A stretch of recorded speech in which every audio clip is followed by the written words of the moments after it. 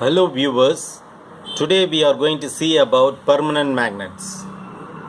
Substances which at room temperature retain their ferromagnetic property for a long period of time are called permanent magnets.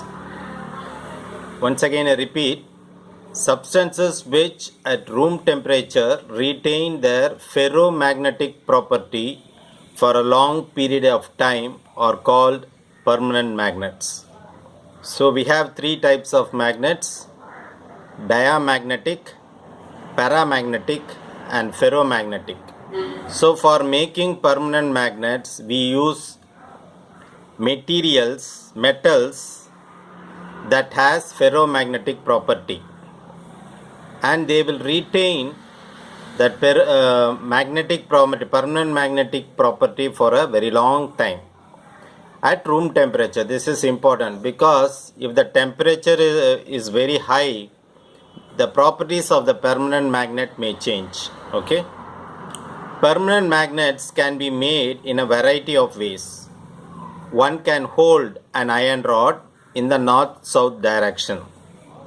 So suppose if this is the globe, north pole, south pole, you hold the magnet in this direction, not horizontally, vertically, and hammer it repeatedly.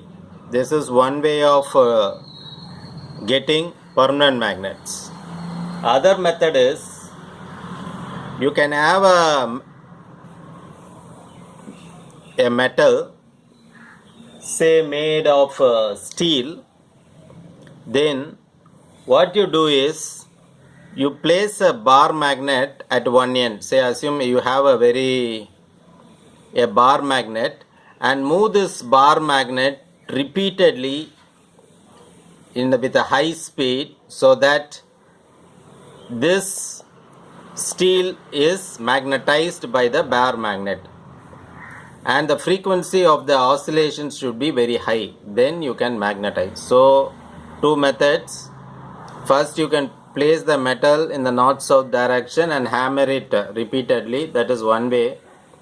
Another way, you can have a steel rod, and at one end what you do is you hold a permanent magnet and move the permanent magnet with a very high frequency.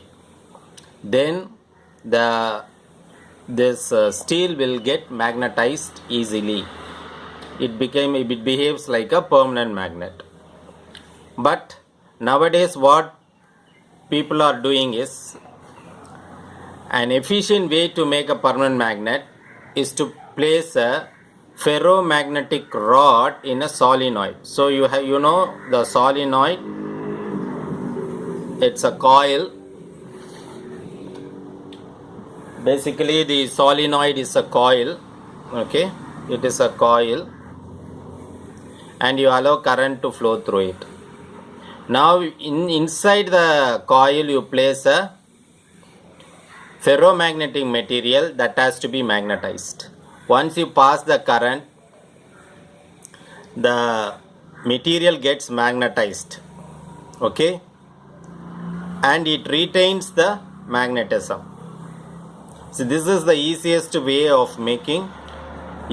and efficient way of making a permanent magnet. That means you must have a solenoid. At the center of the coil you place the material that has to be ferromagnetic material that has to be made into a permanent magnet. Allow the current to flow through the coil. The inside material gets magnetized and behaves like a permanent magnet. So an efficient way to make a permanent magnet is to place a ferromagnetic rod in a solenoid and pass a current. The magnetic field in the solenoid magnetizes the rod. So we must choose a suitable materials for permanent magnets. One is alnico, aluminum, nickel, cobalt. It's an alloy. Then you can have a cobalt steel, and then we can have Ticonel. So these are the materials that are suitable for making permanent magnet. Basically, if you see, when you pass a current through the coil, so current is flowing, and the material to be magnetized is placed inside the solenoid. So you know this hysteresis curve, x-axis is H and y-axis is magnetic flux density. So when the current increases, it reaches a maximum point. We call this as saturation point. And once the current is decreased, the magnetic flux density is not zero. This is called retentivity. So to have a very good permanent magnet, this retentivity value should be very high. Okay. Then, and this coercitivity value also should be very high, because this is positive current. The negative current should not reduce the magnetic field. So this negative current impact on the magnet, permanent magnet, should not affect the magnet. So this coercivity value also should be very high. So you must choose a particular material, ferromagnetic material, that retains the magnetism. That means this value, even if the current is zero, the retentivity value or the magnetic flux density after the removal of the current, this value should be very, very high.